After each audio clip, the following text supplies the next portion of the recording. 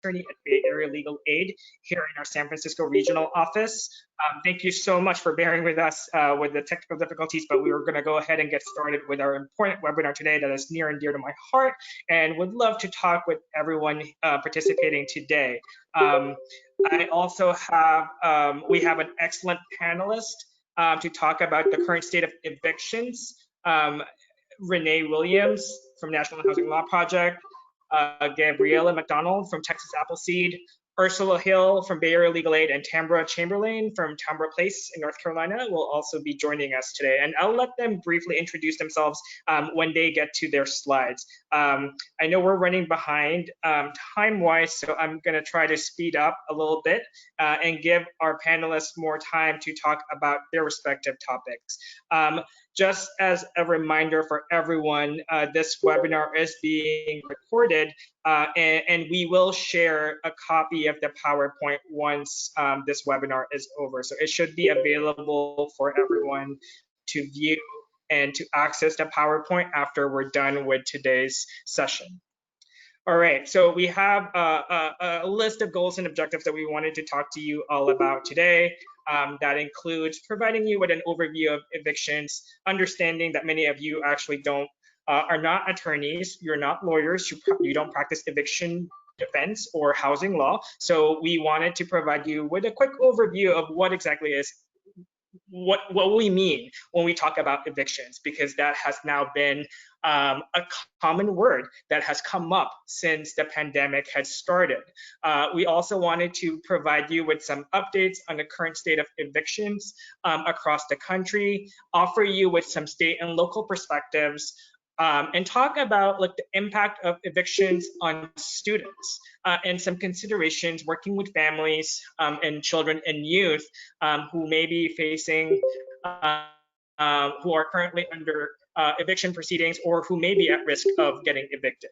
And lastly, we'll talk about best practices, and if we have time at the very end, we'll leave room to talk about key questions and answers.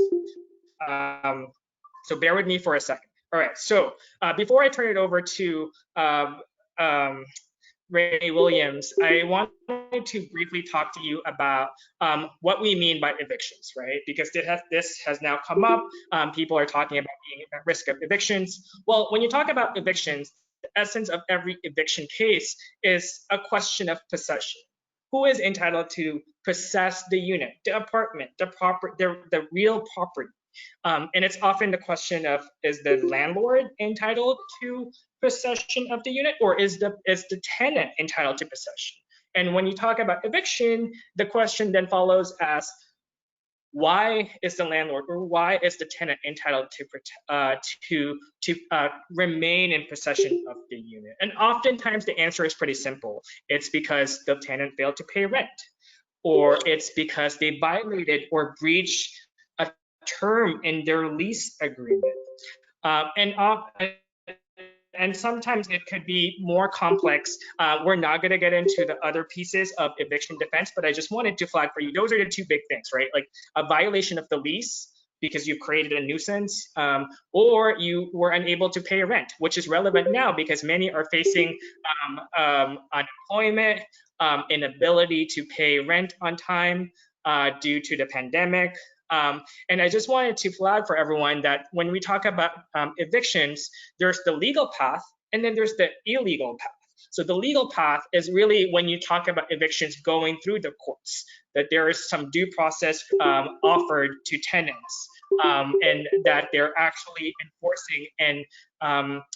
enforcing their rights under the law in court. There's also illegal evictions. And what I mean by that is when you have a landlord who, for example, pressures the tenant to leave for whatever reason. They turn off the utilities. They make threats. So I just wanted the group to be aware that those are also forms of evictions that may not necessarily be the eviction that you hear about going through the court system.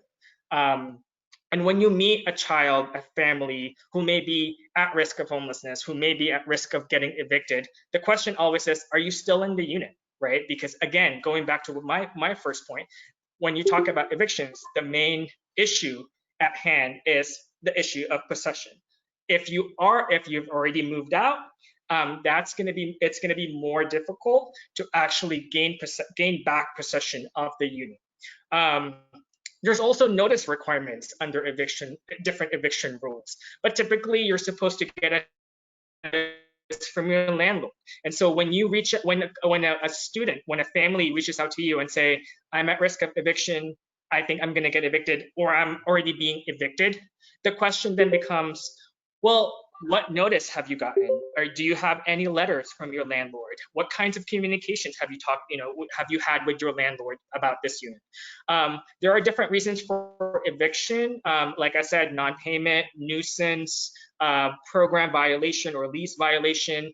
And the common way that you see evictions is actually through a complaint, right? And asking for what kind of paperwork a person has received. It's really important to observe timelines once that family or student or household has received a complaint from the court, because once the court is involved, there are critical timelines that must be followed in order for them to avoid eviction.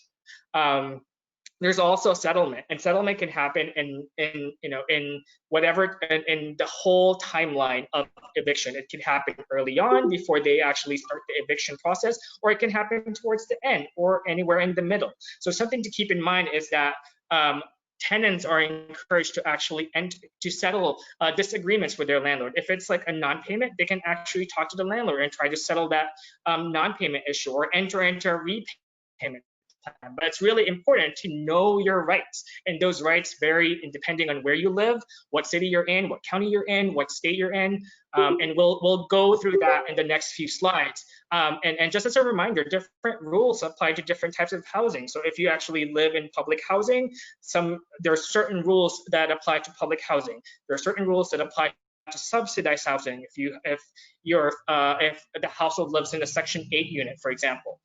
The last thing a couple of things before I hand it over to Renee, is the role of sheriffs. So when you talk about evictions and being locked out, the lockout process is pretty much the last step in the eviction. That means the court has already granted a judgment against the tenant, the household, and they're getting ready to evict. And the sheriff has that power to enforce the court's order to remove someone from the premises, to lock them out. And oftentimes people miss that part of the eviction process, but there's actually a lot of advocacy that could be done. You can call the sheriff's office and let them know that there are vulnerable children, there are elderly people living in the household that might be at risk of COVID infection, that might be at risk of homelessness or even death if they're released on the streets and they have nowhere else to go. So something to keep in mind is the role of sheriffs in the eviction process. And lastly, the last issue that I want to talk about is that we talked about legal versus illegal evictions. There's also what we call constructive eviction, and that usually comes in the context of domestic violence survivors. So for those of you working with families who have experienced or currently experience domestic violence, you might be asking, like, are they actually homeless? They might be, especially if they've been constructively evicted, meaning they've been asked to move, or they were forced to move out of their home and stay elsewhere, living doubled up, living in a hotel, because they're escaping of domestic violence. And that's one of the things I wanted to flag for this group, and hopefully you have a better understanding of what we mean by evictions. I'm going to turn it over to Renee to talk about the current state of evictions. Great, thanks so much, Michael. And my apologies for not being able to get my camera working, but I wanted to, just keep us moving because I know we're a little late getting started. And Michael, you'll advance my slides, right? Yes. Yes. Okay, excellent. Thank you. So Michael did a really good job of really setting the framework in which we're working in. And talking about evictions and how they generally operate.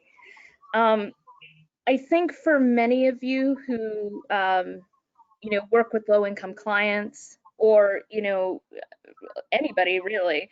Um, our country is really on the verge of a real evictions crisis. Um, as folks know,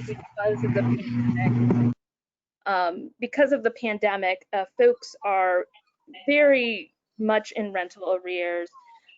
There's estimates all over the place about how much rental debt folks are in, but because of lost jobs, because you know, lost hours, folks are really having a lot of difficulty paying in and are also behind on rent and may also be charged fees and other things as their, you know, as the rental debt is piling up.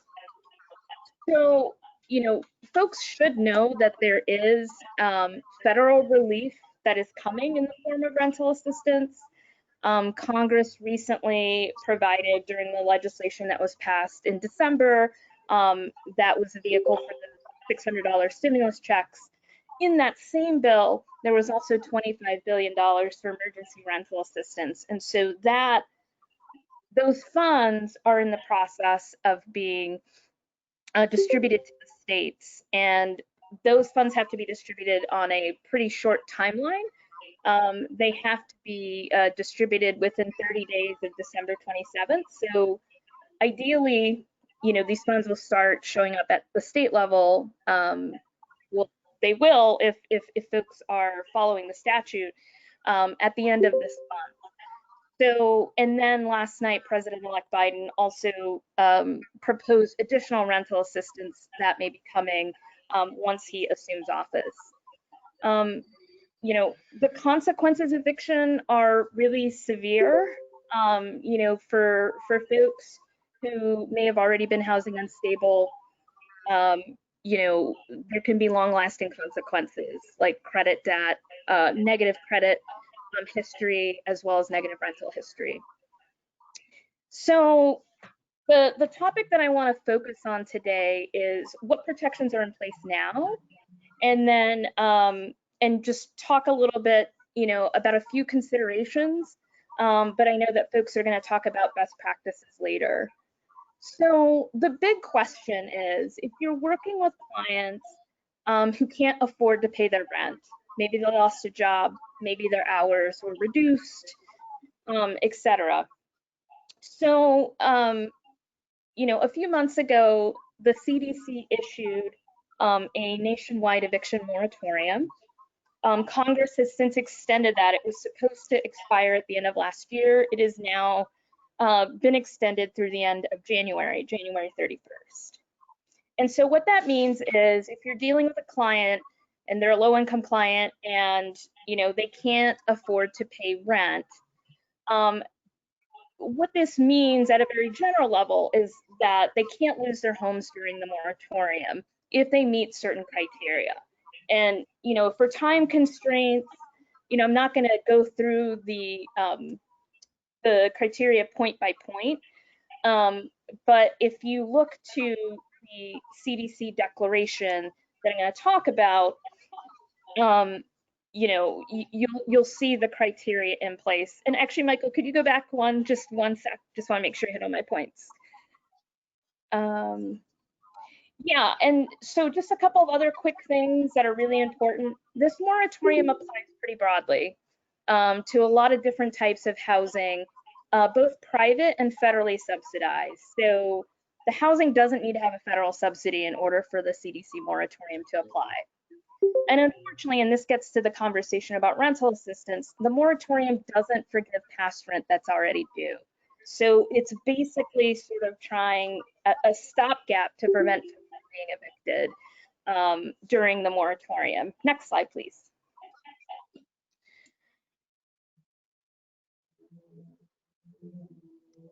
So what do clients have to do to exercise that protection? So clients have to submit a declaration form to their landlord in order to assert the protection. And this is the federal protection. I just want to be clear.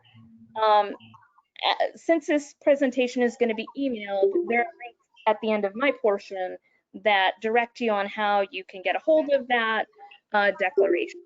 and it lists the eligibility requirements. So folks should really read that closely, make sure that they meet the eligibility requirements. It is signed under penalty of perjury. So, just a note that folks should review it with some care and ideally, with somebody who's legally trained. The declaration can be submitted to the landlord either by hard copy or electronically. The CDC has said that, and it should be filled out by every adult member in a household. Next slide, please.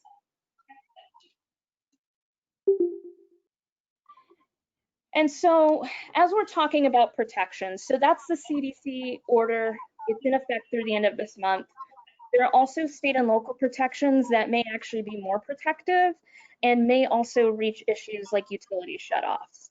And they can be, like I said, more protective than the CDC order. And I have a link at the end of my slides that show you where you can go to find out if you do have a state level moratorium. Next slide, please.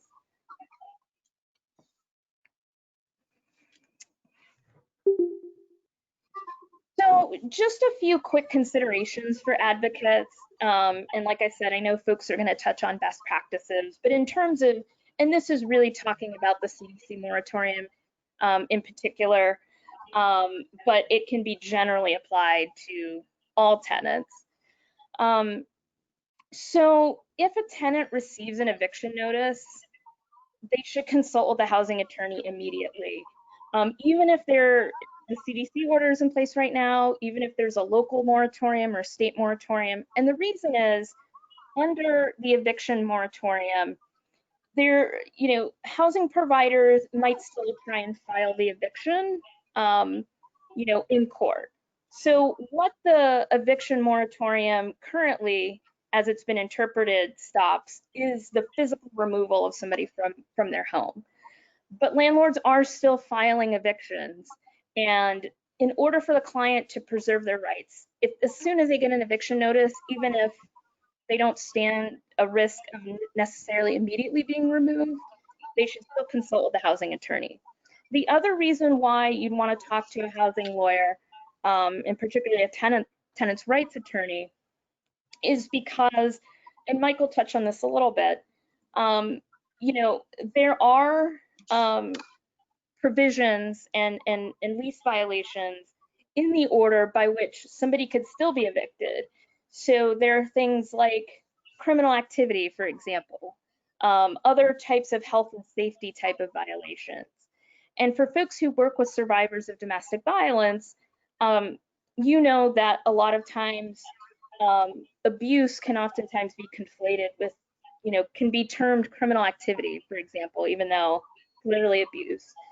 And so I would just caution folks, again, and can't stress this enough, if a tenant receives an eviction notice, they should talk to somebody right away. They should also keep all copies of correspondence around the CDC moratorium, and I think this is a general thing as well. If tenants are giving documentation about inability to pay their rent to get some rental protections with their landlord, they should keep all copies of that. And consider using means like certified mail or even email, just so that there's a record. And then also, very importantly, if a tenant lives in federally assisted housing, so public housing, they have a Section 8 voucher, and their rent is based on their income, the client should get their income recertified so that their rent going forward can be reduced. Next slide. I think it's just the links. And so, as I mentioned, here are the resources that I mentioned. The first link, you can get the CDC declaration. NHLP, where I work, we have a number of resources. Rental assistance tracker, and then Eviction Lab is where you would go to look for any state protections, including utility shutoffs. And I think that's it for me. So I'll pass it on. Yeah, thanks, Michael. All right.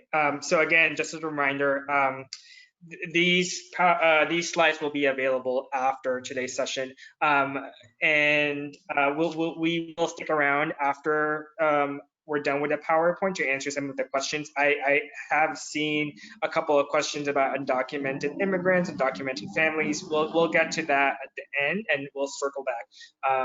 But for now, I wanted to turn it over to my colleague in Texas, Gabriela, if you want to talk about and offer some of the more state and local perspectives. Yeah, so my name is Gabrielle McDonald. I'm the Pro Bono New Projects Director at Texas Appleseed, which is a public interest justice center that works to make social and economic change for all Texans so that all Texans' lives are improved. And looking at this on a state and local level, you know, it really exemplifies the differences that you're seeing across the state and the importance of knowing what your state and local laws are saying and what your state and local rules and regulations for these various programs are saying. So, Michael, next slide. So in Texas, you know, Renee mentioned the eviction labs. And so looking at this eviction lab score, Texas has a score of 0. I think Minnesota has the best at 4.03. Is it 4.03 or 4.08? It's 4.03. But if you're looking at what to do in Texas and what your protections are, this really shows there aren't a whole lot. And in the state of Texas, for a lot of people, you know, you're still going to be able to be evicted for lack of payment. You're still going to be able to be evicted for emergency reasons. Law enforcement can still get involved in removing you from your home, and that's if you don't qualify for the CDC moratorium, which still exists. But in Texas, we did not extend our moratoriums across the board. And just to give you an example of what that really looks like, if you go to the next slide. Sorry, I didn't mean to interrupt, but you're kind of cutting out. The audio is really hard to understand. I don't know if you can get closer to your mic or is this try better? to. Yes. Okay, I will hold it directly up to me. So if you go to the next slide, you can see a good example of this. Oh, everybody's saying it's not better. Is this better? Can you hear me now? Okay, so looking at this slide, you can see that in Austin, they actually did go ahead and extend the moratorium for Travis County. And you can see how few evictions are actually happening, right? But if you go to the slide after that, Houston did not extend their local moratorium like Austin did, and they now have many evictions. So Michael, if you could go to the next slide.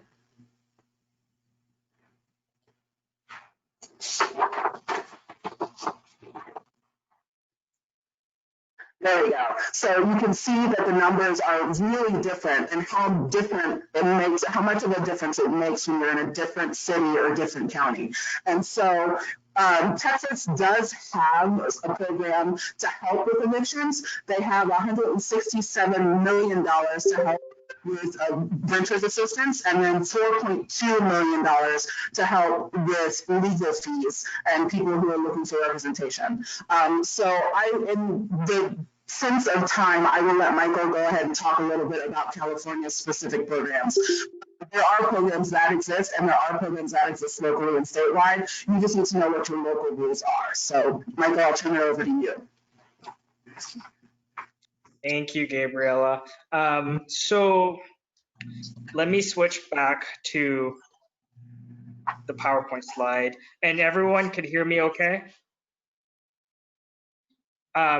So just piggybacking from what Gabriela was talking about, and really touching on what Renee had brought up before about the federal protections. The reason why you don't see a lot of federal protections is because traditionally housing law, eviction rules have been reserved, they've been in the purview of state and local governments. And that's why you really need an attorney if you know that someone is already at risk of evictions and therefore at risk of homelessness, if they've gotten any notice, communication from the landlord about removing them or evicting them from the property, it's always a good practice to reach out to an attorney. And the rules will depend on, again, on where you live, what city you're in, it may depend on like which county you're living in. Here in California, different counties have different rules, and different cities have different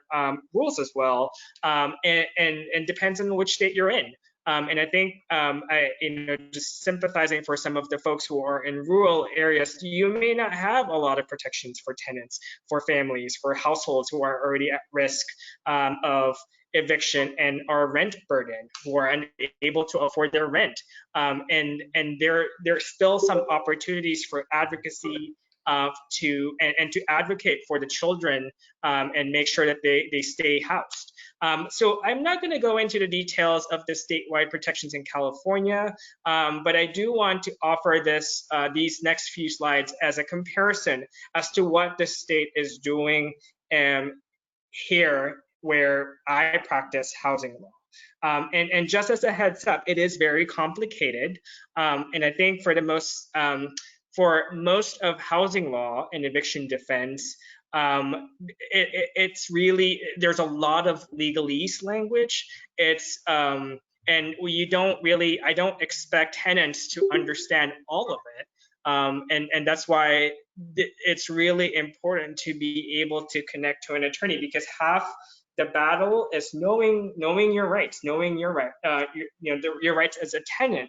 But the other half of the battle is enforcing those rights. And oftentimes lawyers, like what we have here in Bay Area Legal Aid, are the ones who are able to assist tenants and households in enforcing those rights. So the most recent state law that came into being and was passed by the California legislature is called AB 3088.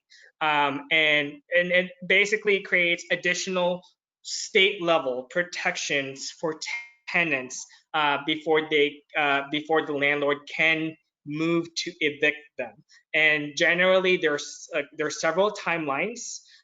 There's a timeline before September of 2020, and then there's timeline between October 2020 and February 2021. And so these timelines are based on what the tenant or household is able to pay during those months. And in a gist, I'm not going to go into the detail, but basically, if there are two key time periods. The period between September 1st and January 31st, the landlord cannot evict a tenant if the tenant is able to pay 25% of their total rent during that entire time period.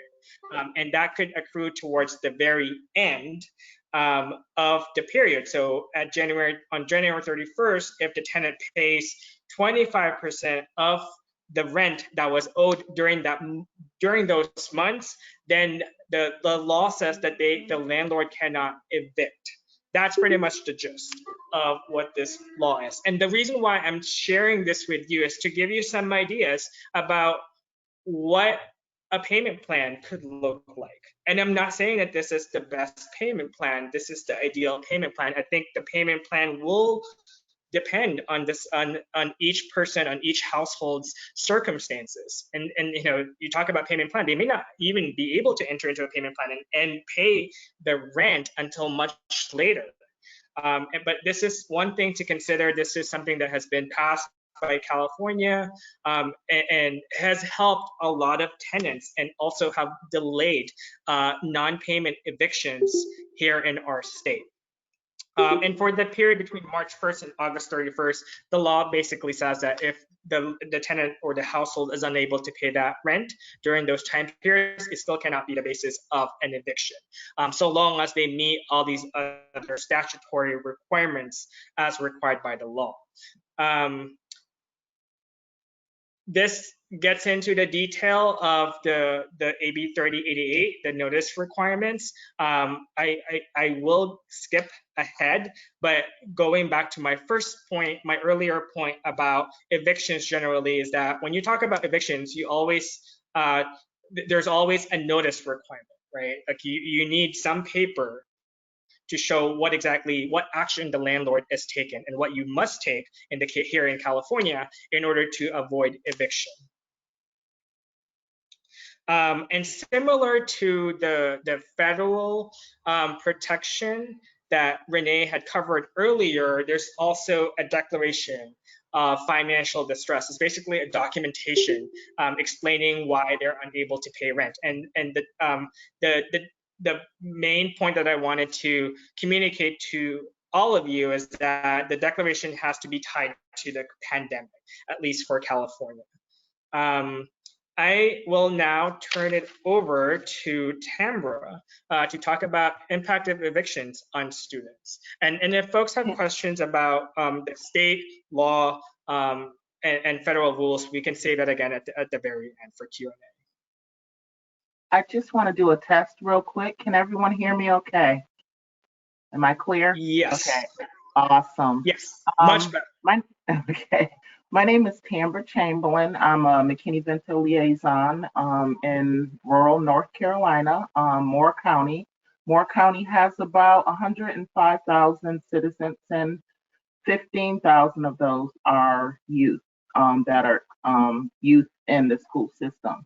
Of that, we are hovering right now at about 273 families that are experiencing homelessness. And usually by the end of the year, for the past 5 or 6 years, we hovered at about 215. So already mid-year through this year, we have seen a very high spike, and a lot of that is due to COVID. Okay, Michael, next slide. Just a quick overview of what I'll be covering: concerns for families in school settings, and then a need for collaboration, and then developing educational collaborations are key. Some of the areas of concerns are evictions of families could leave older children separated. We're seeing a lot of that in our rural areas, where a lot of children that are older cannot go with their parents, or the shelters will not accept them. And then a lack of work or job changes, because we are virtual and some of the rural areas are virtual, and parents may have lost their job or decrease in hours. That leaves 16, 17, and 18-year-olds sometimes working during the school day, even though they're virtual. So this can impact them educationally. And that's done to really assist them so they will not get either evicted or they won't lose housing. Virtual also displaced youth 18 to 21. They have a lack of skills, and they're more vulnerable. The lack of skills that a lot of the 18 to 21-year-olds have, simply in attaining college, doing their RDS, not having the parent there to really assist them to go to their next path, whether it be military or finding some other type of stability in their life. You can go to the next slide. So the need for the collaboration in our community, what we have done is McKinney-Vento liaisons, school social workers, agencies working with youth, specifically in our area, YWCA, Boys and Girls Club, Youth Villages. We also coordinate with our, as a McKinney-Vento liaison, I coordinate with housing entities. I am on the Balanced State Continuum of Care Region 7 for our region in North Carolina, and then Department of Health and Human Services for foster care children aging out that may end up homeless during COVID, really keeping in contact with those DSS workers and collaborating, and then community stakeholders. And the biggest, for our area, the biggest collaborator and change agents have been within faith-based entities. We have about 5 churches that are working very hard. They're change agents. They donate. They adopt schools. So any need that McKinney-Vento funds do not cover for youth, they step in, and families, they step in and provide that. And then also local health departments. We do have free clinics. We have one free clinic, but the health department supports the free clinic. And so making sure that communities school social workers let those know that in need, they can go to the health departments. And our free clinics do provide assistance for those that are undocumented. Okay, go to the next slide. Go to the next slide, sorry.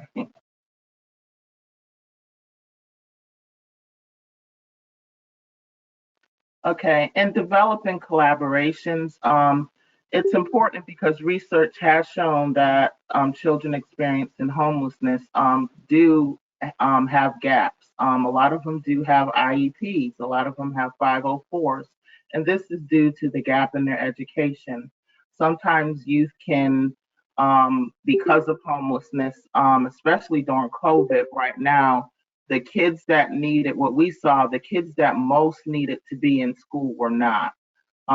We are one of those counties right now where our K through 5 are back 5 days a week, even though it's COVID.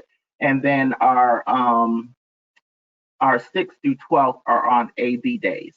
So the kids and they still do offer virtual. So a lot of times, even though the kids that can come back to school and need to, they are choosing to stay home and be virtual. So during COVID, liaisons had to coordinate with educational stakeholders and school social workers to identify and track these families, making sure, finding out where the kids are. At the beginning of the year, before day 10, we had 183 families documented as experiencing some type of homelessness. That was by August. I'm sorry, that was by August 30th. Was our 10th day. And coordinating with existing community agencies, and that was key, and businesses. We created a social media site, the school social workers, and within that social media site, they had established within 1 week 5 churches that were providing meals. This was during the height of COVID, and then also an Instagram page which provided information to teens on how they can get assistance at school. So creating a social media website, Instagram, Snapchat, and Twitter, all to reach a lot of the teens, because unaccompanied youth age 17 to 21, really, in some cases 13, 14, some of them are raising themselves and they are watching their siblings. So if they are on Snapchat or they're on Instagram and they do see somewhere where they can access resources, hopefully a caregiver or a caring adult will assist them. Then also work and plan with local housing entities on resources for families. There are a lot of grants out there, and there are a lot of monies that are coming to rural communities. Make sure you know what the rules are and what families need to qualify for those grants. We had one entity that was in another county that we were able to access funding so they would not be evicted. Part of their rents were paid, and that's through a federal program. So there are a lot of federal monies coming down, but you do have to investigate, especially in rural areas, what housing entity or what county does provide those services. And we have a 211 system in North Carolina, and you can call 211, and that system can link different counties to programs that can help with utilities and rent. And then also finally, it is important to replicate research-based housing programs for homeless youth. The Tamber Place is, and you can click, I don't know if you can click on if it will come up, but Tamber Place is we are developing. During COVID, we had to move it up, but we have rental apartments that are donated, and we also have a home that was donated that we are purposely making sure that young women are able to be housed there. But it is a therapeutic home, and our RA, it's not a house mother, but our residential advisor, and along with myself and other board members, we are a working board. but we do take turns volunteering, but then also making sure that the youth, we have one young lady that started college just this past Monday. She was very excited. She was a trafficked, a woman that was a young woman that had experienced being trafficked. So during these times, just remembering that there's creating these replicated housings. Tambra Place had been 4 years in the making. We had methodically went through different stages and making sure that it's developing. But accessing grants is key, and then also having the community support from faith-based entities. And I think that is what I had. Yeah. And so those are some considerations.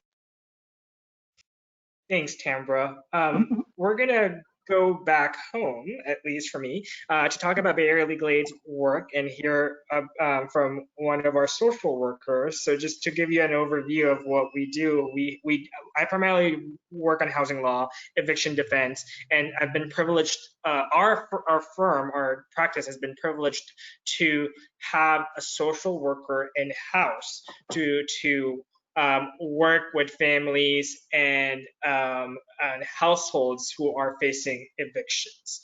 So I'm going to turn it over to Ursula to talk more about considerations working with families. Thanks. That's a great overview, so I won't even do any more of an introduction to myself. My name is Ursula Hill, and I'm a social worker at Bay Area Legal Aid, working with families and adults, just really anyone who comes to our office who's facing an eviction. So you can go to the next slide, Michael. I think I really want to underscore a lot of the things that the other presenters have said. Connecting folks to attorneys and the collaboration with different agencies is so important. I think the first thing that I think about when I'm doing the work with the families that I see is helping, like my goal is to help stabilize them, and that's going to come in a lot of different ways. A lot of the people who come through our door are feeling a really, really high stress, and eviction is probably one of the most stressful things that someone can experience. And so trying to help them break down that process and what's going to happen, and be able to be someone who can kind of hold their hand while their attorney is working on keeping them housed or moving to a different place or figuring out what the best option is for them. Another thing that I found is that a lot of people feel a lot of stigma and a lot of shame when they've gotten an eviction notice or when they're having problems with a landlord. I'm hoping that's changing. It's not good that this is happening to so many people, but it's been in the news, and there's been so much more of discussion about how people just can't pay their rent, that I'm hoping that folks are feeling like it's less shameful that they can't, because they know everyone else also cannot. But that's one of the things that I also try to work on, is just try to destigmatize, say, we've got to reach out to your family. We've got to talk to friends. We've got to talk to other people, or we're not going to get this situation under control. And it is okay. You are not a bad person. I know you're doing the best for your kids and the best for your family, and let's work together on figuring out how we can do that. So usually the goals that I'm looking at are, how can we get you to stay? How can we resolve this? Or how can we get you somewhere else that's going to be more stable in the long term? How can we relocate? This is not always like an either or situation. It might be like, I worked with one family, and our goal was, can we get a negotiation so you can stay for 6 more months so that your kids can finish out the school year at their same school? You can get a little more time to kind of look for a place. And our ultimate goal is that you're going to move out, but we just want more time. We want more time for more stability. So that would be an example of kind of this both and kind of process. Michael, you can go to the next slide. So kind of this first section is staying. I've broken it down into kind of non-payment issues and then all those other issues that people talked about. Non-payment is a huge issue right now. And I think like the biggest thing is we've got to be creative. It's going to depend on the situation. Each family is a little bit different. And so we're going to work with whatever their resources are, whatever their what they want, and try to go from there. again, reach out to your local attorneys, your legal aides, whatever. They are going to be able to help this process be smoother, probably get more time, and be able to like really know what this family's rights are. The thing I kind of always want to know first is, why is rent not being paid? Most people aren't just paying their rent because they just don't think they need to pay rent or don't want to pay rent, which is what I sometimes think the landlords think. But there are a lot of reasons why someone's not paying rent. Is it because not enough money is coming in? They lost their job. They're spending all of it on a medical issue. They have a transportation. They had to fix their car, all these things. So what's the underlying cause is going to help us sort of figure out what the solution is going to be. We don't know what the solution is if we don't know what the problem is. A lot of the solutions, that I see that our attorneys work on are either a payment plan or getting rental assistance. Tamara mentioned rental assistance, and there are in San Francisco. I'm really thankful that there are a lot of different agencies that can help with rental assistance. So that may or may not be true in your community, but often places like 211 number or United Way or St. Vincent de Paul, those kind of organizations might be starting points that are kind of national, but there are also different local organizations that hopefully you all know about. And then also sometimes the coordinated entry systems or homeless services systems also have funds to help people stay housed before they become homeless. And this is particularly true for trying to prevent families from becoming homeless. The other thing I've done a lot is just helping people look at their budgets. Where is the money going? What's coming in and what's going out? And I've found, like Michael and I worked with a client who we found they were spending a ton of money on transportation to doctors' visits, and we're able to help connect them with a service that would help them get free transportation to their doctor's office, which meant that we could kind of change where the money was going out. So it wasn't so much that they couldn't pay their rent, it's that they had this much more pressing need, which was the health care of their, health of their family, and we could help them move that money that was coming in around a little bit.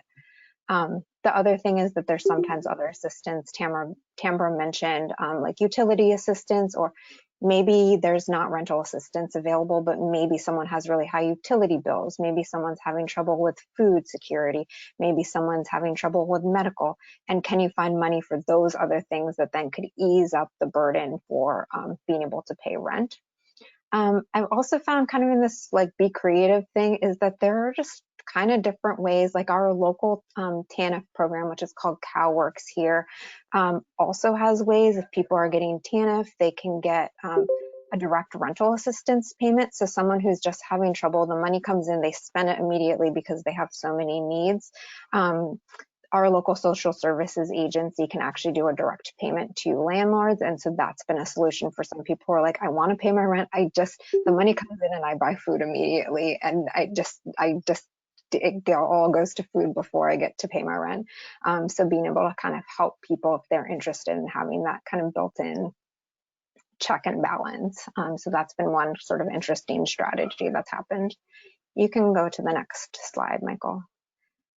So we also work with tenants who are having like a ton of other issues, not necessarily non-payment issues, but clutter, violence at the property, domestic violence that then is construed as some sort of violence, or the police keep getting called. And again, similarly to the non-payment, what's happening? What's the underlying cause? We're not going to be able to help this family effectively if we don't know what's going on, and if we can't connect them to those services. So for this, often the services we're connecting them with are, again, like medical services, therapy, mental health services, substance use services, domestic violence support. Do they want to move? Do they want to stay? What kind of safety planning can happen?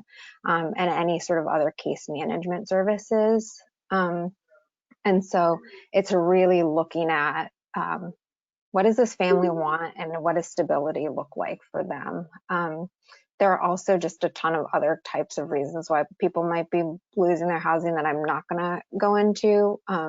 And again, it just go to an attorney, because an attorney can really help negotiate for more time, for maybe a settlement money to be able to help put a deposit on another place. So I think that's just like an invaluable resource, is having someone who really knows the law. And then next slide. So I think, go to back one, please, Michael. Yeah, so then the other thing we see, we try not to do this as much. Oh, I'm really running out of time. And in San Francisco, because housing is so expensive here, but sometimes relocating might be the best option for our family if our family doesn't like it, or there are habitability concerns or just other problems there. And so breaking it down into short, medium, and long-term goals. Is the shelter someplace, not anyone's first choice, but is that a place that's going to be a more stable place than where they are now? Friends and family, and then long-term subsidy wait lists. Again, rental assistance. I think some people think it can only be used for back rent, but it can also be used for deposits often, or first month's rent. So using that.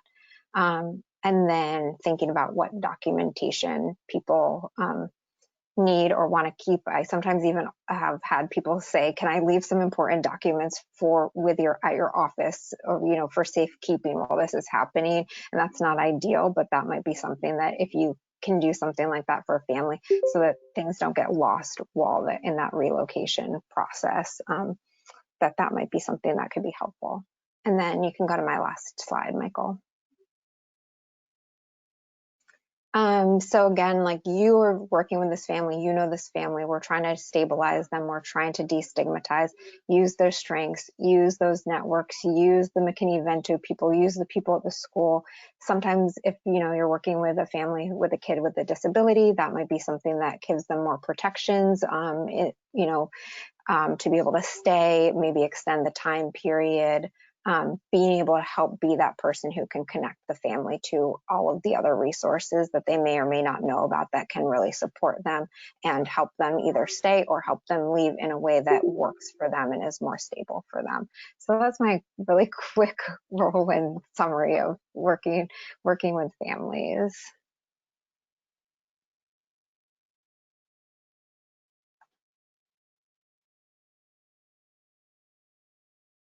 Mike, you're muted, Michael. Oh, can you hear me now? All right, Yeah. so I'm unsure whether we have a hard stop at 2:30. We might have to end the webinar. However, if we do have time, I do want to open up the floor for our panelists to talk about some of the best practices that you just want to rehash. I know we've covered a lot of ground today. For me, I just wanted to go back to what Ursula was saying and really just trying to we've talked a lot about collaborating, coordinating, and those words get bounced around for a lot of McKinney-Vento liaisons, for a lot of McKinney-Vento state coordinators. And I understand you have a lot on your plate. You wear many hats when you work with students and families. But one thing that I would also flag is, and this is something that Ursula had mentioned already, is hearing your perspective about how disruptive an eviction would be for that student, whether it be the school, whether if they have disabilities that the court has to account for. So when we talk about connecting with lawyers, sure, you can connect the family to get them legal advice, to get them legal representation for their case. The legal services could be broken down into different bits and pieces. But I think one way that you can actually may get involved directly is if the court wants to hear from providers like you who've worked with the student, with the family. And if you can work with the attorney, you can have a declaration, some documentation explaining to the court that evicting someone right now is going to be disruptive. And we all know that. We all know the fact that once a family, a household loses their housing, everything else gets easily unraveled. And it's much harder to actually support that family, that student, once they're experiencing homelessness rather than when they're still housed. So that's one thing I wanted to flag for the group and really pick up from where Ursula left off with her excellent tips. The other piece I wanted to flag in terms of best practices, to the extent that you have opportunities to actually advocate for students and their families who are at risk of evictions, who are at risk of experiencing homelessness, or at risk of evictions but already experiencing homelessness, right, is to think about ways to increase access to legal representation, because as all the panelists today have emphasized, legal representation, legal assistance, legal help is really valuable to households who are facing eviction proceedings or who are at risk of getting evicted. And one resource that I would recommend is the National Coalition for Civil Right to Counsel. They actually track across the country places, jurisdictions that have a right to counsel, meaning that families who are facing evictions are entitled to an attorney. And that's what we have here in San Francisco, in the city and county of San Francisco, where we're able to provide representation to anyone who needs eviction defense.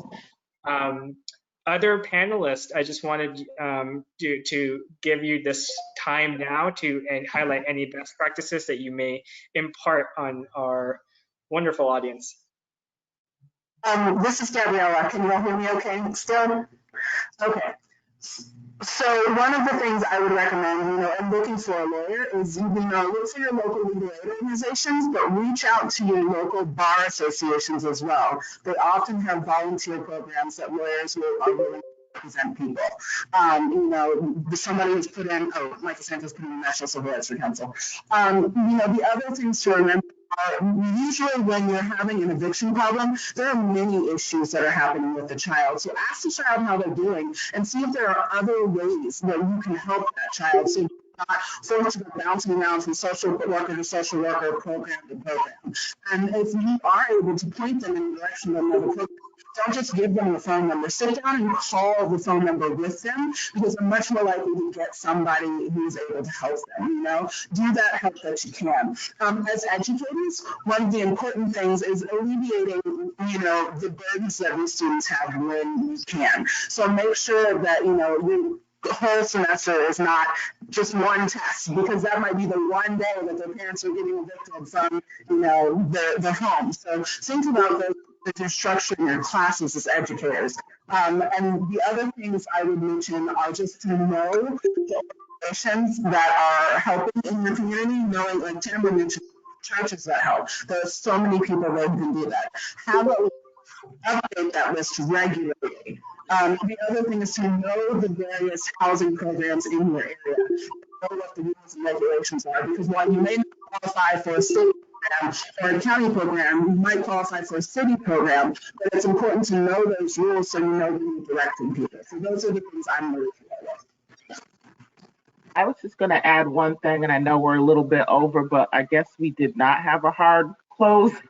But one thing I had wanted to mention was for our undocumented, a lot of times with our undocumented families, we do rely on our faith-based entities and private donations for our undocumented families. This is critical for some of the families because they cannot, either there's a fear to go to agencies, and then also they may not qualify. So knowing what programs do accept, because some of them may accept undocumented, but you have to ask. And the ones that do not, accessing free clinics, and like I had mentioned before, and other and sometimes you do have to create resources for our undocumented families. And then also lastly, our subpopulation of youth, LGBTQ. It is very important to make sure that not only building a relationship, but making sure, because 27% of LGBTQ youth are often homeless. And so making sure that you find out and assist them and develop a relationship. And we have Pride here in North Carolina, but make sure you know who your local Pride or LGBTQ community or coalition is in your area, and hook those youth up with those programs, because they can also offer scholarships and support and a lot of other resources. And that's all I have. Thanks, Tambra. I think just to piggyback from what you were talking about with undocumented families, you should also check your state or local. There may be state or local protections for undocumented families. I don't know if Renee is still on the line, but she may be able to talk about some of the federal protections and federally subsidized housing. But here in California, there's protections for undocumented families. I mean, that's one of the things that we had covered before. Like, if a landlord threatens someone because of their immigration status, right? Like, I'm going to report you to ICE. I'm going to do this. I'm going to do that if you don't move out. That could be considered as retaliation. That could be prohibited by state or local law. And that's why it's also important to, again, not highlighting this enough, but it's important to have an attorney or be able to connect to an attorney who may be able to enforce those rights, right? Because it's one thing to know, it's another to enforce those rights on behalf of the family, on behalf of the student or the young person. Yeah, Is and there a Michael, free legal aid list for evictions, like any type So of? that's one thing that we will communicate to the ABA. Gabriella McDonald and I, Gabrielle is actually a commissioner for the American Bar Association Commission on Homelessness and Poverty. But that's something that we are certainly open to discussing and creating a resource so that folks on the ground are aware of which legal aid organizations are in their jurisdiction, and understanding that some of you may be in rural areas and may not actually have a legal aid close in your city or in your county or even in your state. I heard Renee. Renee, were you going to say something? yeah, just really quickly, on the undocumented immigrant issue, that is an issue that is so relevant, particularly as the rental assistance that I mentioned is rolling out. Um, at NHLP, we've been tracking, and have been doing some legal analysis. So if you're an advocate and you have questions, or if you're working with a local jurisdiction and getting their rental assistance program set up and running as part of this rental assistance that's coming from the federal government, please reach out. We have some resources on our website, but my contact information is in the slides, and please reach out to us, because we definitely like to hear what's happening on the ground, and we provide a lot of technical assistance to advocates. So I know we're over time, and I appreciate that a lot of you decided to stay. I know this is a very important topic, really relevant, especially in light of the federal moratorium coming to an end at the end of this month. If you have other questions, what I'm going to do is I'm going to type my contact information, and hopefully Tisha, when she sends out the recording and the PowerPoint, will have all our contact information there as well. But I encourage the other panelists to do the same, just so that folks who are still on can access and email us if they have any follow-up questions. But we so appreciate all of you for spending this time with us on a Friday afternoon. For those of you in the East Coast, I know it's after 5 on a long weekend. We really appreciate you taking the time to hear us talk about evictions and the current state of evictions across the country. Thank you so much.